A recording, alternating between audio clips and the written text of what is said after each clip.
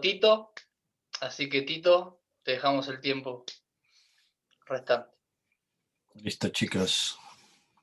Gracias. Bueno, ahora que estamos aquí, me gustaría hacer algunas preguntas. Vamos a empezar con algunas preguntas, así es que si podéis prender vuestras cámaras, yo estaría muy contento, si no estaría condenado a preguntarle solamente a Ariana y a Facundo.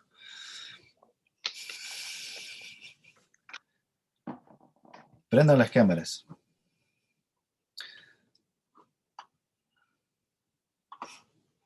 Buena, David. Preséntate. Buena, estamos con Fanny. Ok, yo pienso que uno de los temas fundamentales de la Iglesia Adventista, una de las creencias fundamentales, es la del juicio. Hoy día vamos a hablar un poquito del juicio, ¿ya? ¿Qué entienden ustedes por el juicio? Me imagino que como todo buen adventista, ustedes ya, a excepción de David, yo pienso que David no es tan adventista como vosotros. Él es nuevo en la fe o visita, no sé. Soy nuevo en la fe. Es nuevo en la fe, nuevo en la fe. Entonces las personas que no son nuevas en la fe pueden responder. ¿Cuáles son conceptos en el juicio? En la página 353 de este libro, que son las creencias fundamentales, habla del juicio. Habla del juicio. A ver, ¿qué entendemos nosotros por el juicio? Pero antes, vamos a ir a preguntas más fundamentales, ¿ya? Y me gustaría que por favor, ¿dónde está? Uy, creo que es este. Ya lo hemos hablado una vez y lo vamos a volver a hablar esta noche, ¿sí? En este libro, Testimonio para los Ministros, en la página 113, dice algo muy interesante. Dice, la luz que Daniel recibió de Dios fue dada especialmente para estos postreros días. ¿Ya? Esta luz que Daniel recibió fue para estos postreros días. Las visiones que él tuvo junto a las riberas del Ulai, el del Idekel, los grandes ríos del Sinar, están hoy en proceso de cumplimiento y todos los acontecimientos predichos pronto ocurrirán. La pregunta que yo les hago hoy día, y esto es como a manera de introducción, ¿cuáles son las riberas, cuáles fueron las visiones de Daniel, del Ulai y del Idekel? Aquí el libro me dice que son muy importantes, ¿no? Las visiones que tuvo Daniel a orillas del río Ulai y a orillas del río Idekel me dicen que son muy importantes para estos días y que están hoy en proceso de cumplimiento y algunas ya se cumplieron, ¿ya? Y todas estas cosas que están predichas iban a ocurrir. Entonces la pregunta, como buenos adventistas que nosotros somos, ¿cuáles son las visiones que tuvo Daniel del Ulai en las orillas del río Ulai y del Idekel? ¿Mm?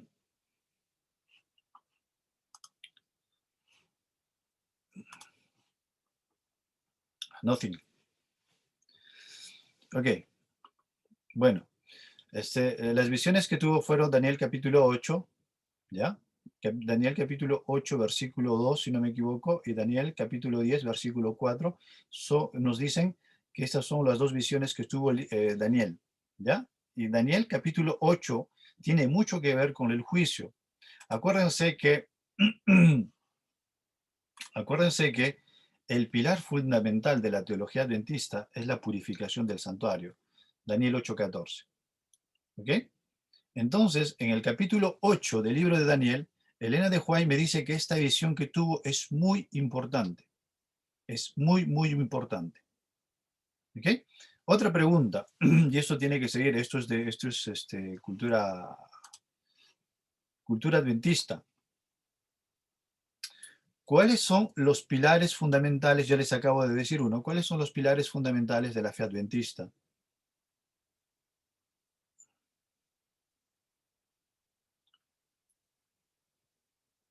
¿Cuáles son los pilares fundamentales de la fe adventista? La segunda venida de Cristo. La segunda venida de Cristo, ¿tienen otro pilar? El sábado. El tabernáculo. ¿Otro pilar? El santuario. El santuario. ¿Otro pilar? El juicio investigador. Sí. El Vamos. espíritu de profecía. Espíritu de profecía. El espíritu de profecía, aquí me dice otro pilar. A ver. Me han dicho la segunda venida de Cristo, el espíritu de profecía, el sábado, el santuario. La Trinidad. ¿La Trinidad es un pilar? La pregunta es, Creo que es más una creencia. Creo que es más una creencia lo de la deidad. ¿la deidad? Creo que es más una creencia, digo. Ah, es una creencia. ¿Qué? Ah, un pilar. Miren que un pilar es ¿cómo se llama? Completamente diferente a las creencias fundamentales adventistas. ¿Ok? Este libro fue escrito en 1979, fue escrito de 1979 en adelante. Los pilares fueron dados desde 1844 y es la base prácticamente de toda la teología adventista. Pregunta, ¿cuáles son los pilares? Hoy vamos a hablar del juicio, entonces me tienen que decir cuáles son los pilares. De nada sirve que yo les hable del juicio si no saben los pilares. A ver, ¿quién tenemos por aquí? Bueno, Tito, no nos retes. Okay. Necesitamos una clase de pilares, me parece. Sí. Ok, vamos a hacer un repaso bien rapidín de lo que son los pilares de la fe adventista. En este libro que se llama El Otro Poder, no sé por qué lo llamaron así, porque en inglés es la versión Consejos para Escritores y Editores, ¿ya? Dice, en el capítulo 3, si quieren saber de los pilares adventistas, el capítulo 3 de este libro habla de todos los pilares, ¿ya? Capítulo 3 de este libro, El Otro Poder, muy interesante. En esta página dice, en el año de 1844, fue un periodo de grandes acontecimientos y abrió ante nuestros asombrados ojos, acá están los pilares, ¿ah? La purificación del santuario. Pilar central de la base adventista de toda teología. La purificación del santuario. Hecho que sucede en el cielo y que tiene decidida relación con el pueblo de Dios sobre la tierra. Los tres mensajes angélicos. Segundo pilar. El mensaje de los tres ángeles. Segundo pilar. Y me gustaría que se concentre porque esto es lo que nos hace diferente de las otras religiones. ¿Ya? Dice, presentan el estandarte sobre el cual está escrito los 10 mandamientos y la fe de Jesús. ¿Qué es esto? En teología esto se llama la justificación por la fe. Los mandamientos de Dios y la fe de Jesús, tercer pilar. Uno de los hitos de este mensaje es el templo de Dios, el santuario, lo que dijo Ari. Como cuarto pilar, el santuario de Dios en el cielo. Porque si ustedes se dan cuenta, las otras religiones no creen en el santuario. No creen en el santuario. ¿Ok? Otro pilar, que su pueblo amante de la verdad vio en el cielo, y el arca que contenía su ley, la ley de Dios. Otro pilar fundamental adventista. ¿Por qué? Porque la mayoría de religiones piensan que la ley fue clavada en la cruz. ¿Verdad? Listo. La luz del sábado, otro pilar. Sexto pilar es el sábado. Y el último pilar es el estado de los muertos. Elena de White termina el capítulo diciendo que cualquier otro pilar que ustedes crean es pura invención humana. Sobre estos 7 pilares reposan los fundamentos de la teología adventista. ¿Ok? Sabiendo eso, nosotros debemos tener presente, a ver, bueno, esto lo vamos a pasar. Dice, los adventistas deben estar familiarizados con los grandes pilares de nuestra fe. Okay, hermano, todo adventista que dice ser adventista debe saber estos pilares. Si ustedes no lo saben, pues ahora lo saben. Si ustedes no lo sabían, bueno, tenemos que saber estos pilares. ¿Ya? Otro, dice, manténgase delante de nuestro pueblo las verdades que son el fundamento de nuestra fe. Una vez más, un llamado de la Review Angel el 25 de mayo de 1905, un llamado a que los adventistas conozcan cuáles son los pilares de su fe. ¿Listo? Pilares de su fe. Son 7 pilares. Listo. Entonces, llegamos al primer pilar, que es el fundamento, la columna vertebral, según el capítulo 23, 22, 23 en la versión francesa, de lo que es, que dice que el pilar central es la purificación del santuario. El pasaje bíblico que más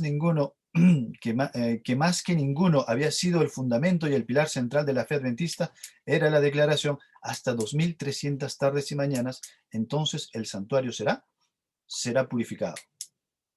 2300 tardes y mañanas y el santuario será purificado. ¿Listo? Ese es el pilar central de la fe adventista. Página 353 de este libro, que dice que existe una estrecha relación entre la purificación del santuario y el juicio. Ya estamos entrando entonces al juicio. ¿Listo? Muy bien. ¿Es que estoy yendo muy rápido o es que hoy ya tenemos mucho material para ver? Ahora sé por qué los británicos vinieron aquí. Estaban buscando posturas más cómodas. Uy, ¿qué pasó con... Apaga la televisión, Estefano?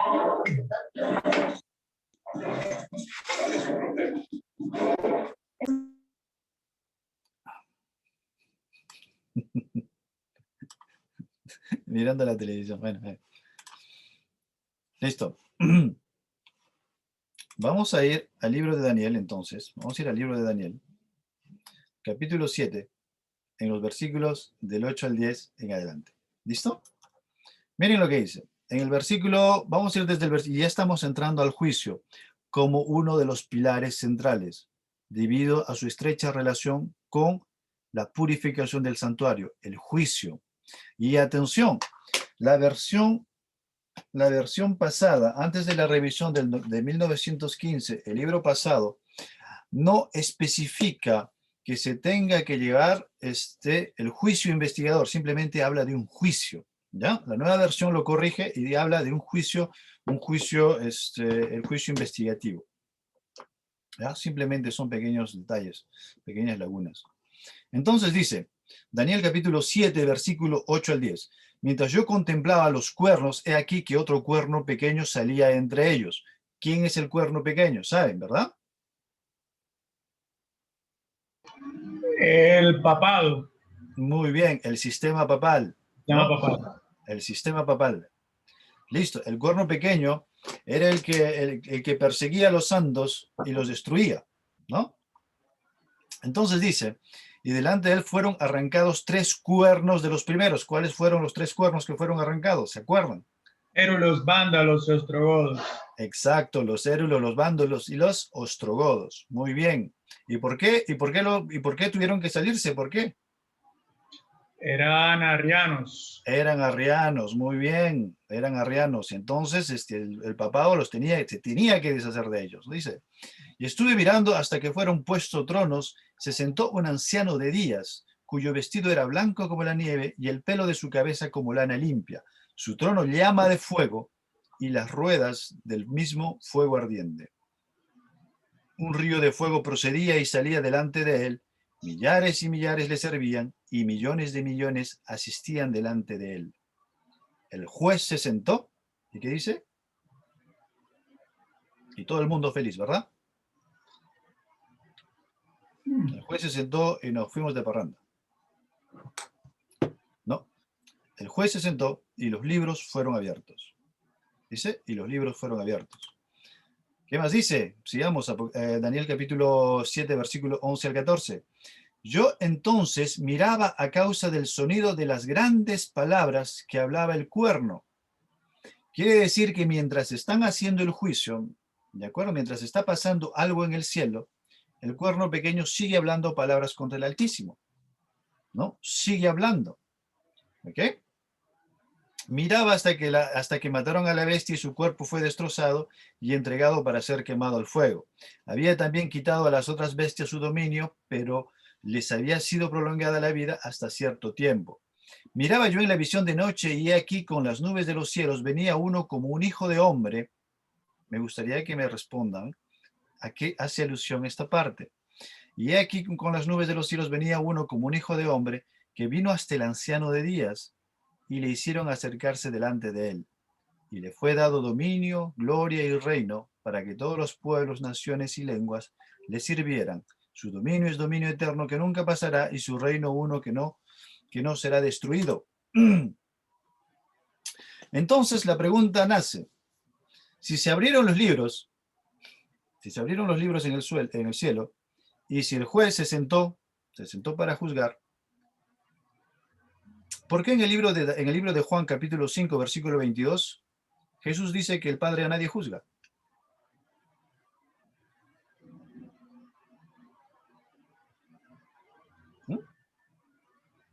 Primera pregunta. Eso no cuadró conmigo porque yo cuando era niño tenía un vecino que le gustaba cortar madera. ¿No? Le gustaba cortar. A mí también me gusta cortar madera con hacha. Mi vecino lo hacía también. Pero yo cuando era niño yo iba y lo miraba. Y le decía, mi papá corta madera mejor que tú. ¿No? Y es que uno cuando es niño siempre quiere ser como su padre. Entonces, la pregunta siempre nace en la cabeza, pero si Dios es un juez, la imagen que nosotros tenemos de un Dios que juzga, de un Dios que te va a seleccionar, es que nosotros tenemos que ser elevados a ese tipo de pensamiento. ¿Cómo es que Dios juzga? ¿No? Dice el texto, porque el Padre a nadie juzga, sino que todo el juicio se lo dio a Cristo, se lo dio al Hijo. Entonces es que Jesús juzga. ¿Mm? Juan capítulo 12, versículo 47, ¿qué es lo que dice? Al que oye mis palabras y no las guarda, yo no lo juzgo, porque no he venido a juzgar al mundo, sino a salvar al mundo. Entonces, ¿quién nos juzga? Si los libros ya fueron abiertos.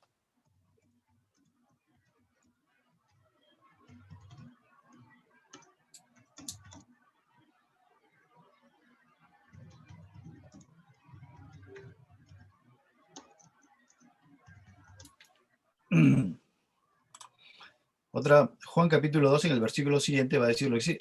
El que me rechaza y no recibe mis palabras, miren bien y escuchen bien, dice, el que me rechaza y no recibe mis palabras, tiene quien le juzgue. La palabra que he hablado, ella le juzgará en el día postrero.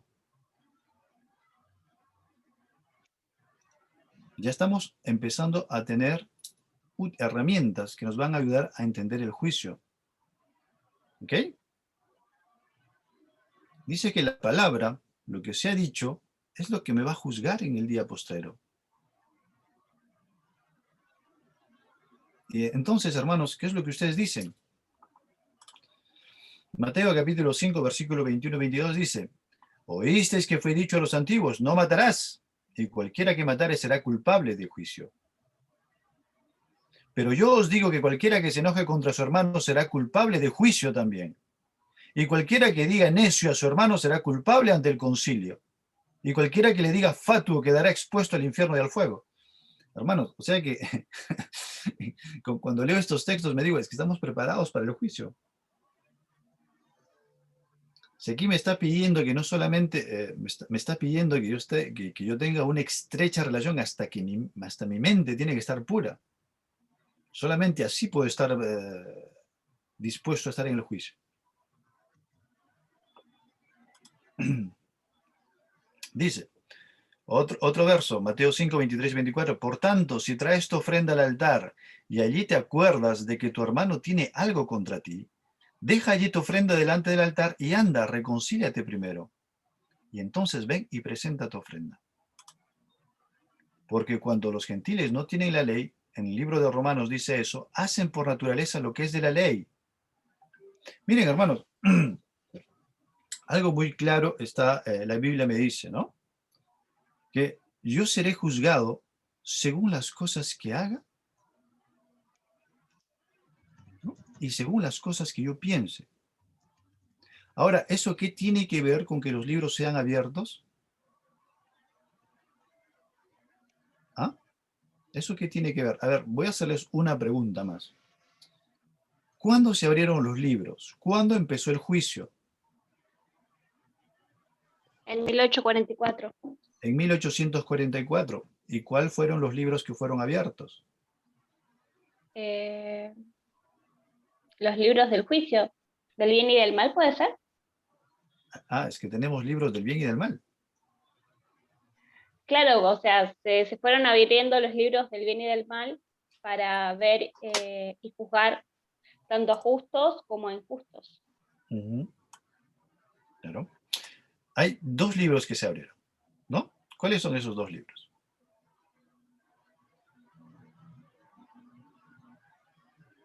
El libro de la vida y el libro de memoria. ¿Ok? El libro de memoria. ¿Y quiénes empezaron a ser juzgados? Muertos. Los muertos fieles, si no me equivoco. Los muertos. ¿Y los vivos? Primero van a ser juzgados los muertos, luego viene el juicio de los vivos. Primero van a ser juzgados los muertos y después los vivos, ¿verdad? Ujú. Es así como pasa. ¿Y cómo son juzgados los vivos? ¿Y cómo son juzgados los muertos? Cuando ustedes está en el juicio, después vamos a dar, ya hemos dado la introducción, me gustaría que piensen un poquito porque según lo que pensemos y deduzcamos, vamos a presentar los textos, ¿sí? En un juicio, ¿qué es lo que hace usted en un juicio? Se presentan pruebas, ¿verdad? ¿Y esas pruebas de dónde salen? De los hechos. De los hechos, muy bien, que son registrados ¿dónde? En el libro de la memoria. En el libro de la memoria, exacto. Hay un libro que se llama el libro de memoria, donde están registrados todos los actos, todos los pensamientos, lo que dice Jesús, ¿no? Ustedes serán juzgados por lo que ustedes han hecho, no porque Dios sea malo y que quiera juzgaros, sabes que tú has hecho el mal y ¡buah! Un trueno sobre ti. No, tú has hecho el mal, ¡buah! Te mando al infierno, no. Que al final de cuentas, el que se va a perder va a ser porque quiso. Porque seremos juzgados según lo que hemos hecho. No porque Dios haya seleccionado porque le guste castigar a la gente. Eso que quede estar bien claro. Ahora miren, existen, no tengo otra palabra cómo decirlo, pero existen locos, es el único término que puedo encontrar, ¿no? Existen personas que dicen que el juicio empezó en el 2001. Adventistas, ¿no? Existen adventistas que dice que el juicio, cuando las Torres Gemelas cayeron, ese día empezó el juicio de los vivos. Existen otro grupo de personas dentro del adventismo también que dicen que el juicio de los vivos empezó en el 2015, cuando hubo una alianza entre el último presidente y la Iglesia Católica. ¿Ya? Existe otro grupo de adventistas, vamos a decir que adventistas, y es por eso que la comprensión del juicio es muy importante, porque los grupos disidentes están ahí al dedillo, ¿ya? Existe otro grupo que se llama de Víctor Sapiens, es el de España, que dice que Jesús va a venir en el 2031 y que previo a eso el juicio investigador ya debido a ser llevado a cabo, ¿no? En el 2031. Otros dicen que va a ser a partir de la ley dominical y otros dicen, y atención, ¿no? Estoy hablando dentro de la ideología adventista, no estoy hablando de los vecinos pentecostales, de los vecinos evangélicos, de los vecinos católicos, no estoy hablando de ellos, ¿no? Estoy hablando de corrientes teológicas dentro del adventismo. ¿Ok? Inclusive hay adventistas, hay un libro, ¿cómo se llama? No me acuerdo muy bien, de Royer.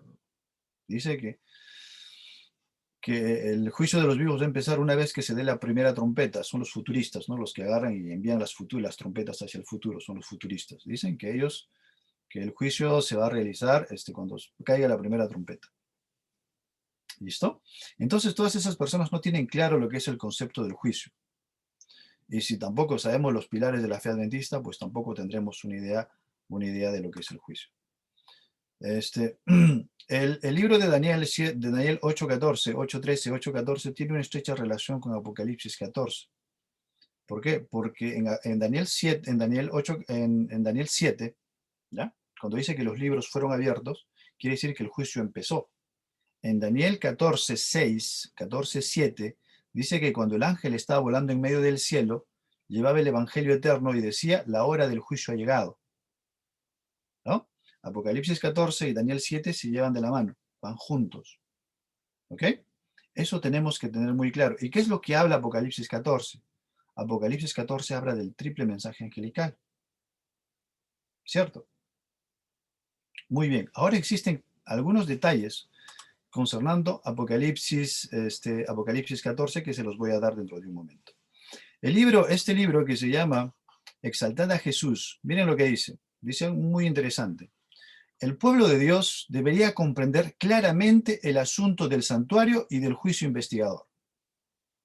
¿Ya? No dice que lo debemos aprender a mitad. Dice claramente el asunto del santuario y del juicio investigador. Todos necesitan conocer por sí mismos el ministerio y la obra de su gran sumo sacerdote.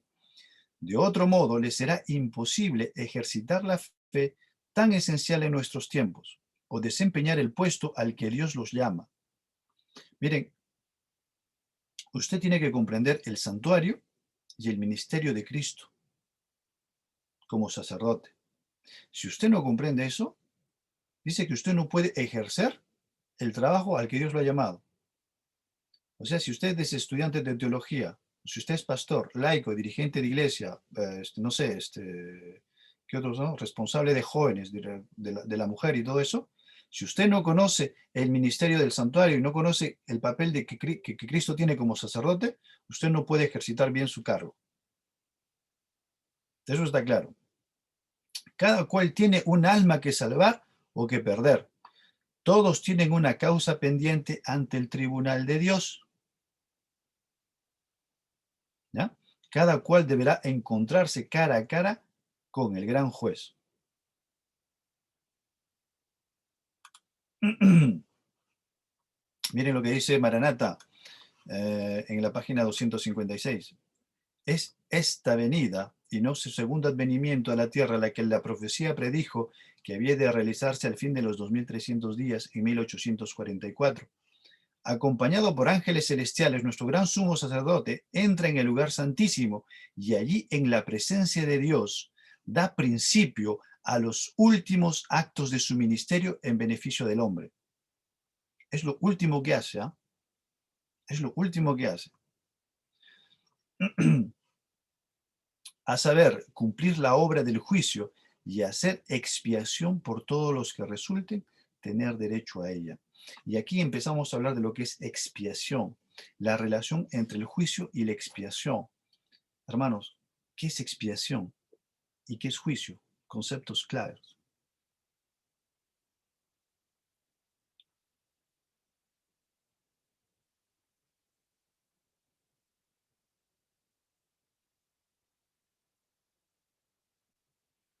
Tic-tac, tic-tac, tic-tac.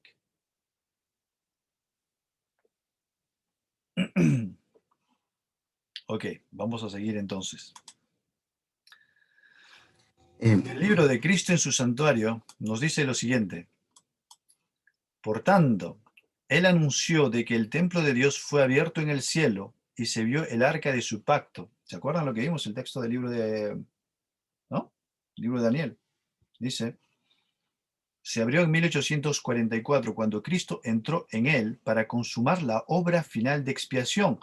Los que por fe siguieron a su gran sumo sacerdote cuando dio inicio a su ministerio en el lugar santísimo, contemplaron el arca de su pacto. Entonces, me está diciendo que la obra que se está haciendo en el cielo, yo la tengo que seguir por fe. ¿Qué obra se está realizando en el cielo? Un juicio. Y ese juicio yo lo tengo que seguir por fe. ¿Verdad? Entonces, hermanos, ¿cómo se tiene uno en un juicio? Yo pienso que, bueno, yo he estado en juicios. He estado en bastantes tribunales. En bastantes tribunales he estado como experto y en otro como prisionero, como acusado. ¿Okay? Entonces, déjenme decirles que cuando uno es acusado de algo, ¿ya? Lo único que tiene que hacer es aferrarse a su abogado. Porque si no está con su abogado, ya yo les digo que le llueve de todo, ¿no? A ustedes les inventan que tienen una madre, un padre, dos hijos, 3 hijos, 4 hijos, que tienen 3 millones de dólares en otros. No, a ustedes le inventan un montón de cosas. Y es su abogado que tiene defensa, ¿ya? es su abogado. A ver, ¿qué es lo que dice Carolina? Tremendo esto. Okay. Dice, y es su abogado, ¿ya?, quien va a defenderlo. Si usted no está consciente que en el cielo se está llevando un juicio, pues entonces aquí en la tierra me la llevo fácil, ¿no? ¿Y por qué? Porque el libro de memorias fue abierto en el mismo momento que el libro de, que el libro de la vida. Y ahorita lo vamos a ver en algunos textos. Hermanos, si ustedes no están conscientes que ustedes en estos momentos pasan un juicio, y si ustedes no se aferran a su abogado, pues les va a ir muy mal en el juicio. Les va a ir muy mal. Y ahora, la posición es la siguiente. En el día de la expiación y en el Yom Kippur, ¿cómo estaba el pueblo? Bailando, ¿verdad? ¿No? Mientras el sumo sacerdote se jugaba la piel ahí entrando al lugar santísimo con su campanita de miedo, porque de repente el rayo, la fudra le caía, ¿no? El pueblo afuera estaba ahí bailando, danzando, ¿no? Era un día de ayuno. Claro, era día de ayuno, de arrepentimiento. Todo se ponía, y si alguno no se arrepentía, le caía sobre el sumo sacerdote. Él podía morir delante de la presencia de Dios. Ese era el día de las expiaciones, el día de Yom Kippur. El pueblo estaba arrodillado, pidiendo misericordia. Y la misma imagen se extrapola a hoy día. ¿Por qué? Porque estamos en el día de las expiaciones. Porque estamos en el día del juicio. Entonces, ¿cómo tiene que ser nuestra actitud delante del tribunal celeste? Bailando, ¿no? También, como el pueblo. ¿No? Mayonesa, ¿no? Mayonesa. Hermanos, eso es grave. Eso es grave. Eso es grave. El pueblo de Dios tiene que estar reverente. El pueblo de Dios tiene que estar preparándose. Y a veces eso me da un poquito de tristeza y risa a la vez, porque he participado en muchas vigilias, me han invitado a muchas vigilias aquí, por lo menos en la Suiza francesa, me invitan a las vigilias. Y es muy, muy, muy gracioso y triste, porque están que piden el Espíritu Santo en las noches, Espíritu Santo, oran por el Espíritu Santo, pero están con un pie en el mundo.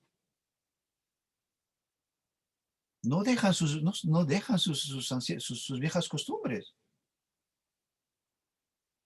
Y es que el Señor dice, purifícate.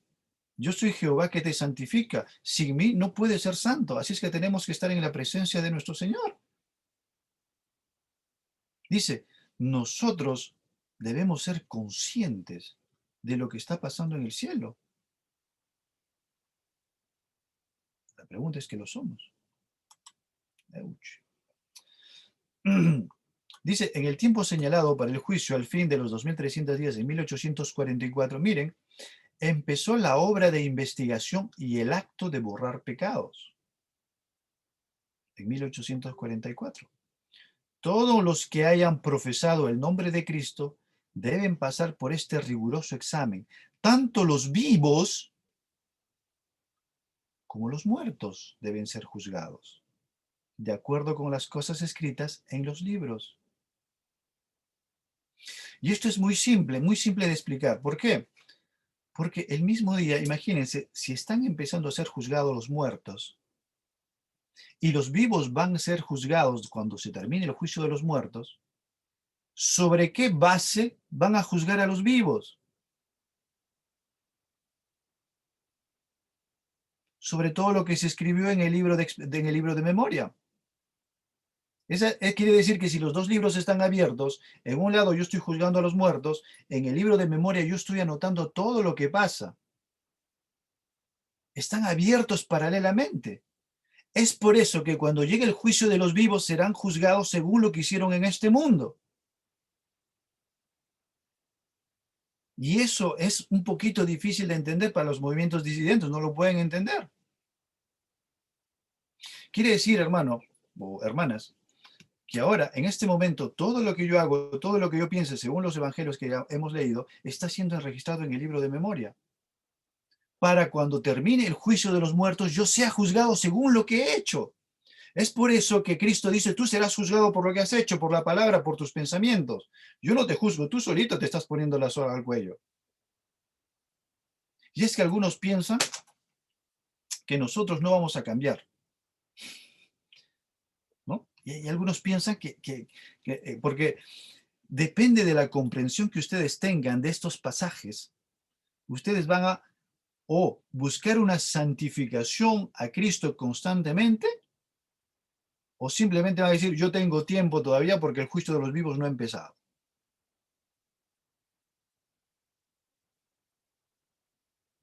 Y esa es la verdad, porque si usted no comprende bien el texto, ¿no? Si usted no comprende bien que los dos libros están siendo utilizados al mismo tiempo, pues ¿qué va a pasar? Usted va a decir, no, todavía tengo tiempo, todavía están juzgando a los muertos, ¿no? Pero si sé y estoy consciente que el libro de memoria está al mismo tiempo abierto, yo seré juzgado en lo que estoy haciendo ahora, cuando se termine el juicio de los muertos. Esa es la base por la cual yo seré juzgado. Y ahora vamos a ver un poco más.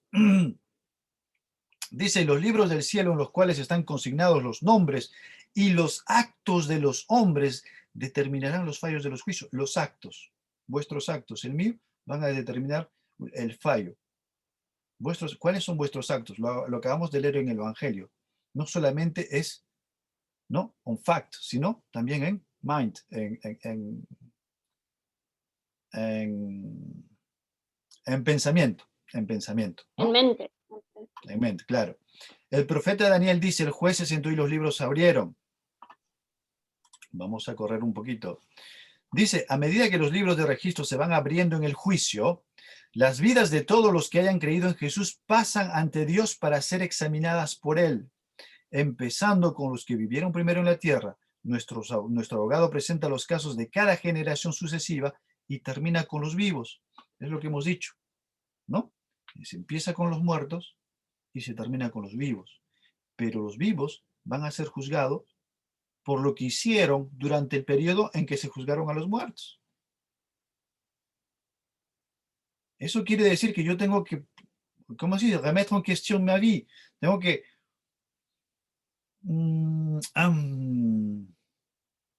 plantear de nuevo lo que estoy haciendo hoy día con mi vida. Porque si estoy pensando que todavía tengo tiempo, porque si estoy pensando que todavía, ¿no? Todavía tengo tiempo porque el juicio de los muertos está así, ¿no? Hasta que llegue el juicio de los vivos yo gano mucho mi tiempo, ¿no? Si estoy pensando en eso, pues como dicen los peruanos, estoy frito, pues ya soné, ¿no? Ahí quedamos. Bueno, estos dos textos los vamos a pasar porque esta es una pequeña explicación más o menos de lo que va a pasar. En 1844, el tiempo, esto fue traducido como tiempo de gracia, pero en inglés es de probation time, yo creo, tiempo de probación, tiempo de prueba. ¿Ya? Dice que el nombre queda inscrito en el libro de la vida. Dice que nosotros cuando entregamos nuestra vida a Cristo, ya tenemos nuestra primera página en el libro de la vida. Es como mi profesor de estadística financiera me dijo, todos empiezan con 20 conmigo, pero yo voy quitándoles puntos. No presentaban trabajo, -3 puntos. No vienes, -2. ¿No? Al final le debíamos puntos al profesor. Pero es así, es así. Miren, en el libro en el periódico del Signo de los Tiempos, en las Señales de los Tiempos, de agosto 6 de 1888, dice, cuando nos convertimos en hijos de Dios, nuestros nombres están inscritos en el libro de la vida y del Cordero, y permanecerán allí hasta el momento del juicio investigador. Entonces se llamará el nombre de cada individuo, y su registro será examinado por aquel que declara, conozco tus obras. Yo sé lo que has hecho, bandido. Yo sé lo que estás pensando. Si en ese día parece que todas nuestras malas acciones no se han arrepentido por completo, nuestros nombres serán borrados del libro de la vida y nuestros pecados se opondrán a nosotros. Miren lo que dice este libro. Todos los que eligen el reino del amor, de justicia y paz de Cristo y consideran sus intereses superiores a todos los demás, están vinculados con el mundo celestial y poseen toda bendición necesaria para esta vida. En el libro de la providencia divina o volumen de la vida, se nos da a cada uno una página. ¿Eh? En el momento en que usted decide aceptar a Cristo como Salvador, usted ya tiene su paginita en el libro de la vida. ¿Ya? La página está en el libro de la vida. Pero ¿qué pasa ahora si yo no me arrepiento y si yo pienso que sigo teniendo tiempo? Pues cuando llegue el juicio, yo seré juzgado por lo que he hecho. Vamos a buscar, en los libros del cielo se registra, miren lo que se registra en el libro de memoria, ¿no? En este Ensign Time de 13 de febrero de 1912. ¿Es del 13? Creo que es del 15. Bueno, ya. En los libros del cielo se registra con precisión las burlas y los comentarios triviales de los pecadores que no presentan atención al llamado de misericordia. Lo que está inscrito en el libro de memoria, toda palabra burlona, toda palabra fatua, maldicha, mal pensada. Imagínense cómo usted se presenta delante de un tribunal. Lo primero que se le dice a usted es decir la verdad y nada más que la verdad. ¿Ya? Y cuando usted está delante del tribunal, cuando está delante del juez y el juez se las sabe todas, entonces debemos ser conscientes que ni aún en pensamientos podemos burlar a nuestro Señor. Sabiendo que hoy día, y eso lo vuelvo a repetir y eso lo repito muchas veces, miren, una pregunta más, y esta es una pregunta adventista. ¿Cuál es? Y esta siempre la he repetido también, y generalmente nunca me la responden, espero que ustedes sí. ¿Cuál es el acta de nacimiento de la Iglesia Adventista en la Biblia?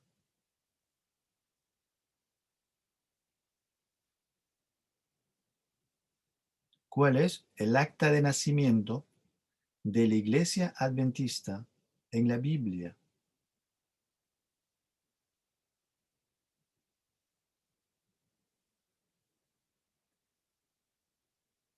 Pues hermanos, de nada sirve que hablemos de doctrinas si no tenemos el fundamento. Sí que aparece en una parte entre Daniel y Apocalipsis. O sea, en Daniel un Apocalipsis aparece, pero ahora por los nervios no me lo acuerdo. Pero sí, pero sí la sé. Sí la había escuchado. Okay. Déjame que la piense un tantito. Okay. Miren, vamos a hacer un pequeño recapitulativo, ¿ya? Y esto me gustaría que presten mucha atención a esto. En Daniel capítulo 8, en el capítulo 8, a inicios del capítulo 8, Daniel está orando por los pecados del pueblo. Está en posición y dice, Señor, ¿hasta cuándo? ¿Hasta cuándo durará todo esto? ¿Hasta cuándo el enemigo va a pisotear tu santuario? ¿Hasta cuándo el enemigo tendrá poder sobre todos nosotros? Esa es la base. Daniel empieza orando eso. ¿Ok? Entonces, ¿qué es lo que le responde el Señor? El Señor le responde, escucha Daniel, mira. Y envía a Daniel 8:14. ¿Qué es lo que dice Daniel 8:14?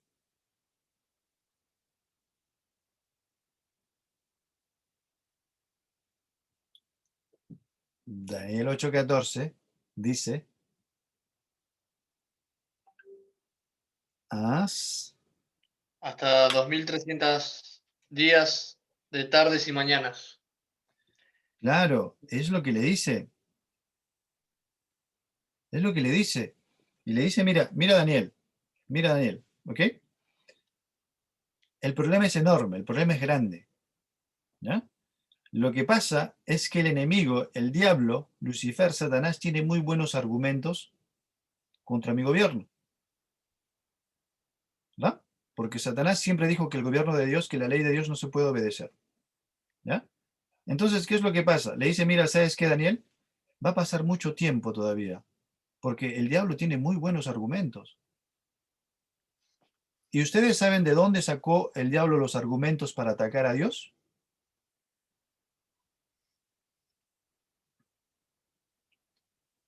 Se los sacó de Moab, ¿verdad? De los filisteos, de los amorreos.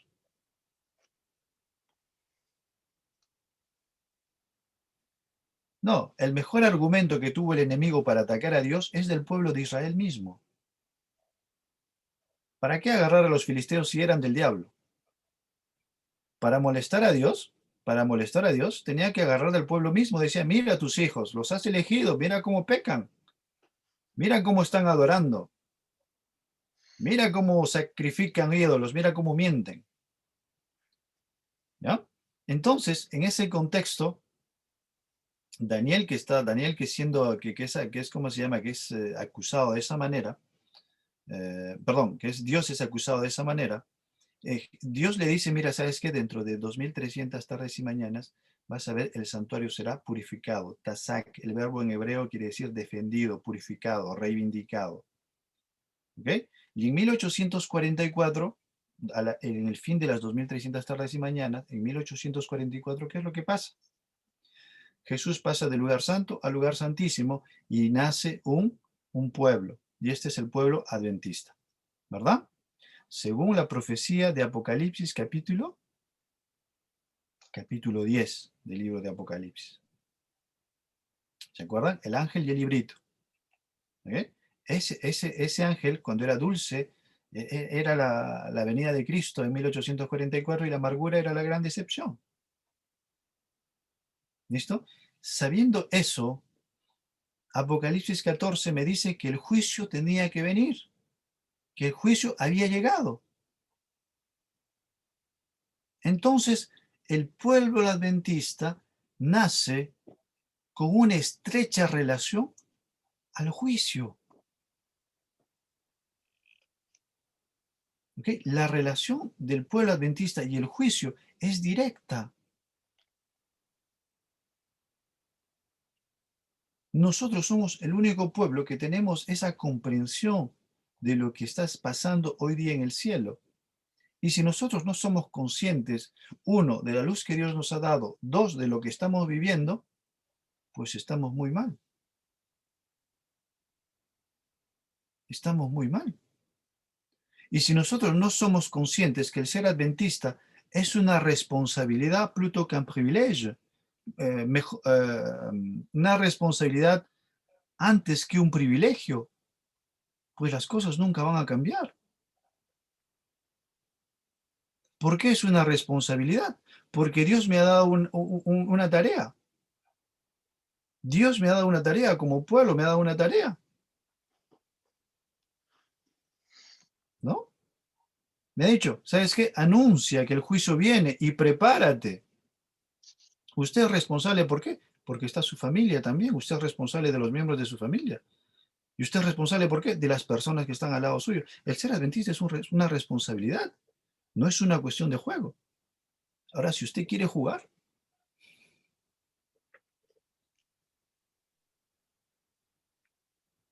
entonces, en ese contexto de juicio, el pueblo adventista nace.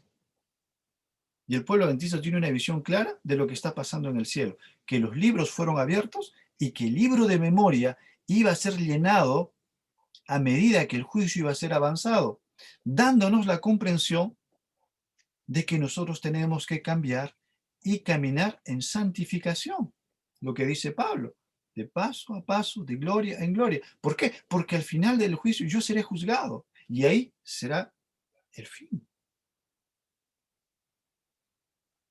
Esa es la comprensión que los pioneros tuvieron del juicio investigador.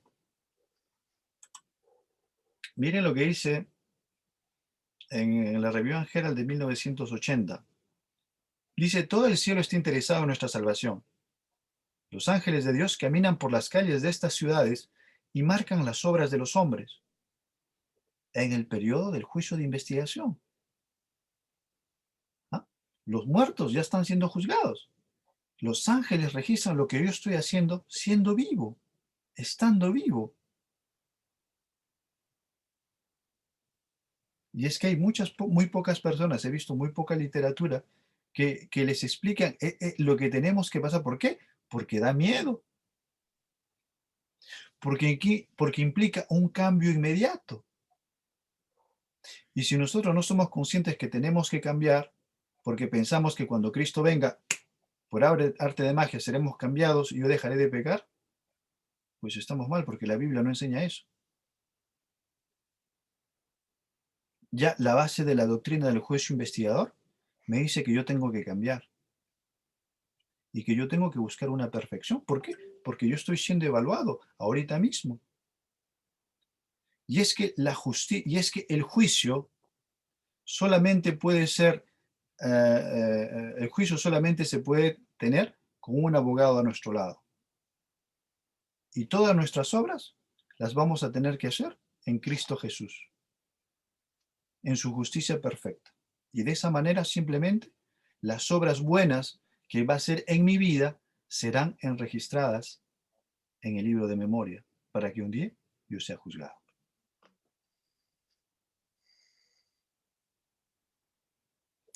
¿Quedó claro?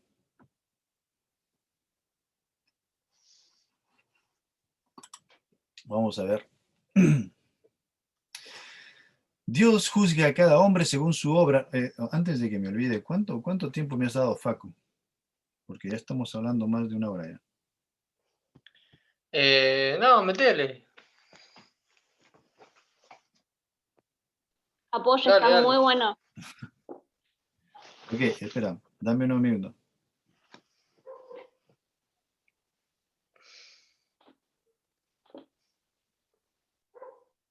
Ok, dame unos minutitos, ¿ya?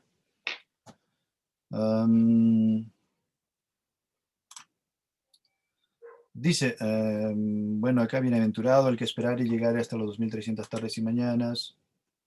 Bueno, esto ya habla un poquito del juicio. Bueno, esto se supone que esto ya lo sabemos. Dijo y me dijo hasta 2300 tardes y mañanas. Acá hay un pasaje que me gustaría leerles y que tiene estrecha relación a todo lo que hemos estado viendo. ¿Ah? Es este texto. Listo, miren, y esto es muy importante, ¿ya? Esto es muy importante. Dice, en nuestra época, tal como ocurrirá en los días de Cristo, puede haber una comprensión e interpretación errónea de las Escrituras.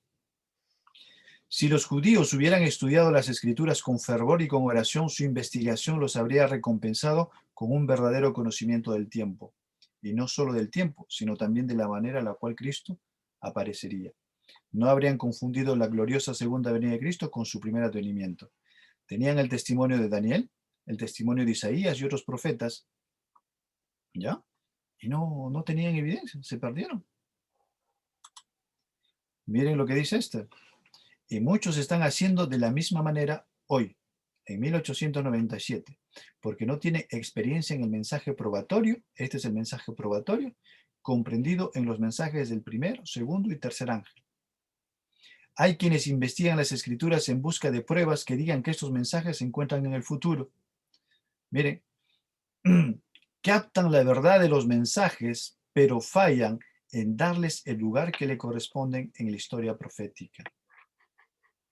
Eso quiere decir que si el mensaje de los tres ángeles está ligado al juicio, y si yo no le coloco los mensajes de los tres ángeles en la historia profética, para esto tengo que conocer la historia profética. ¿Qué es lo que estoy haciendo? Estoy dando un mensaje a mitad. Y lo que estoy haciendo más es el peligro de hacer caer a las personas, de llevarlas al error. ¿No? Ahora, miren cómo va el juicio que está ligado al mensaje de los tres ángeles. El mensaje de los tres ángeles está ligado a la profecía de Daniel. Y todo eso simplemente es algo que se encadena para que nosotros tengamos esa luz que Dios nos ha prometido. Miren, acá hay... miren lo que dice esto. Juan ve el librito el cual se le han quitado los sellos, Apocalipsis capítulo 10. De esto se deduce que las profecías de Daniel tienen su aplicación en la proclamación al mundo del mensaje del primero, segundo y tercer ángel. Quiere decir, hermano, que si usted predica el mensaje de los 3 ángeles, ¿no?, usted debe predicar el libro de Daniel. Y viceversa. Si usted predica el libro de Daniel, usted está predicando el mensaje de los 3 ángeles. Y ahora, todo esto correctamente situado en la historia profética. Si usted no conoce, es que hay tanto ministerio independiente, tanto movimiento disidente, que dice, nosotros predicamos el mensaje del tercer ángel, y están así, mensaje del tercer ángel. Pero no saben que no sitúan el mensaje en el periodo de la historia profética. ¿Y qué es lo que dice el texto? Que estas personas van a hacer perder a más gente en vez de salvarlas. Por eso, una vez más, y ya para terminar, nosotros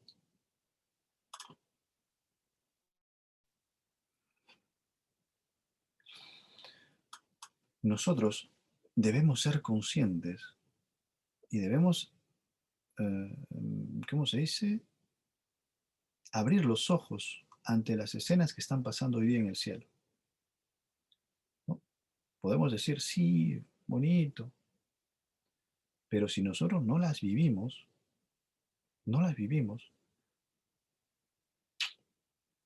pues nos va a ir muy mal, ¿no? Nos va a ir muy mal. Bueno, espero que este pequeño recapitulativo, este pequeño, ¿cómo se dice?, resumen de lo que es el juicio investigador, les haya servido por lo menos de inspiración para que ustedes busquen en vuestras casas, en vuestros hogares, y profundicen más este tema que es muy, muy importante para cada adventista. Listo, chicos. Bueno, muchas gracias, Tito, ahí, como siempre, dándonos leña. Pero bueno, muchas gracias, la verdad muy interesante el tema. Y bueno, a ponerse a estudiar, ahí escucharon, a estudiar, hay un montón que aprender. Así que bueno, muchas gracias, Tito. ¿Nos querés despedir con la última oración? ¿Puede ser? Sí, sí. Padre nuestro que estás en los cielos, santificado sea tu nombre, que tu nombre sea bendito, Señor. Te pedimos que en esta noche, lo poco que hemos estudiado, lo poco que hemos aprendido, sea inspirado por tu Santo Espíritu y que sea guardado en cada corazón. Ayúdanos, te lo pedimos, en el nombre de Cristo Jesús. Amén. Amén. Bueno, chicos, esto fue todo por hoy. Nos esperamos el lunes que viene, a esta misma hora. Y mañana a las 8, escuela sabática. 8 horas Argentina. Así que bueno, que descansen. Descansen, estudien.